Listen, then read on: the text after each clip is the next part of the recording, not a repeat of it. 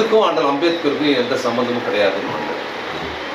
இன்னொன்று வந்து காந்தி ஏன் அன்னைக்கு அந்த போராட்டத்தை நடத்தினாருன்னு ஒரு நெருக்கடி இருக்கு. அப்போ அவருக்கு ஏன் அவர் வந்து இந்த மாதிரி வரிகுடா இயக்கம் இந்த மாதிரியான இயக்கங்களை ஏன் நடத்தினாருன்னு சொன்னால் 30 வந்து இந்தியாவில் வந்து ஒரு மிக தீவிரமான ஒரு புரட்சிகர இயக்கம் இந்தியாவில் உருவாக்குது சுதந்திர போராட்டத்தில்.